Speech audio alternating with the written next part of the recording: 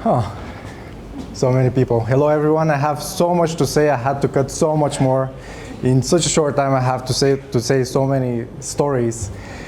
I don't have a joke, but I have a story, and I have to take you back, way back in time, to the times of ancient Greece, the times of Pygmalion. And Pygmalion was a sculptor from Cyprus. He was such a good sculptor that he was renowned all over the world. He was so focused on his work that he shunned away from society, and he even despised his fellow citizens. Specifically, he hated women. He saw all the flaws. He didn't like their flaws. He could fix all the flaws in the marble, but not in women. So he committed to never fall in love with any woman. So that's why he had a lot of time to spend on his craft, and he worked so hard, and particularly he had crafted out of the best block of marble the perfect representation of a woman. Ironically, he fell in love with his craft, his idea. He was so in love with this woman out of stone that every day he would go to the temple of the gods of Olympus and pray. Every day he would pray to give her life, to get her in life. What happened is that they saw his hard work, his dedication, his passion that gave her life. He lived happily ever after, with her. They coupled. They had a beautiful daughter, Paphos, giving the name of the city of today is Paphos in Cyprus. Now let me ask you a question.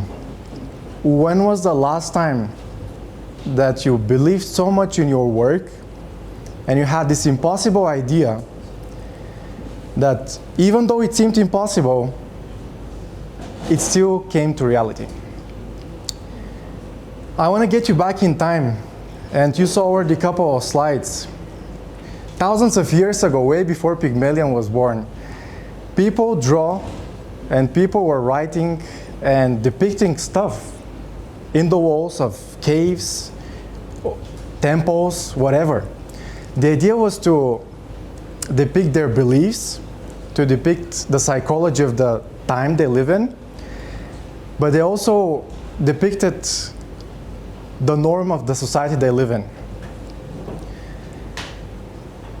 As people evolved, societies evolved, creativity evolved. So from writing and drawing animals, drawing gods, they came to paint such frescoes as Michelangelo's fresco would keep on existing for thousands of years. The reason I'm going through the entire journey and through the story is to show you where we come from as a society, as human beings, but also to tell you and to show you why we do it, what we do at Escreo. The mission of Escreo is to push all the standard limits posed on our society nowadays and to empower, to enable individuals to go above and beyond these limits by transforming the environments around them and thus enabling them. 3 days ago, I was in the village of Vladimirovo. I had no idea where this is. And yeah, I felt like I was in ancient Egypt. But the people I saw there, they actually made me believe and made me hope for the impossible idea. When we asked them why they use Escreo, they said this thing. Children, when we ask them to go on the whiteboard, they feel like punished, walking the walk of shame, afraid to make mistakes. With Escreo, the teacher would have the main lesson on the whiteboard, and then 2 or 3 more walls where kids can actually go to the wall nearest to them and express their ideas, make mistakes. They don't have to walk through the entire class and being afraid being watched. So that's why when I asked them, do you feel like this is making any difference to you? And they said yes, because now the last row students have equal involvement as the first row students. Do you recognize the flag on the right side? 5,000 kilometers south from here is the small city, town, or village of Kampala, which is in Uganda. In Uganda, we were talking about Vladimir, that they had 3 walls of Escreo walls, but in Uganda, if you have a solid wall, is a great thing. If you have a chalkboard, is a luxury. And children, when they saw Escreo wall, that you can write on it and wipe it out without water, they felt it was like magic. And it was through a great friend of ours, Danny, through the foundation of Smile for Africa. And I do believe that we made a little change in this little tiny spot in the entire continent.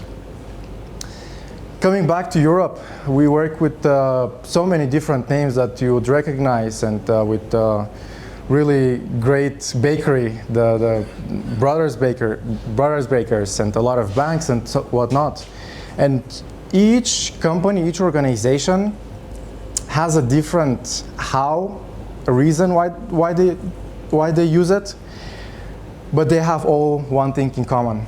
They want to connect the dots between their team members, and they want to create a community within their company, their school, or university. That's the idea behind Escreo. We want to give as much as possible, as many tools as possible, for all the Pygmalions out there, to give them the chisel and the hammer to carve out all their impossible ideas. And this is done through the right environments. Thank you so much. Thanks, Tony.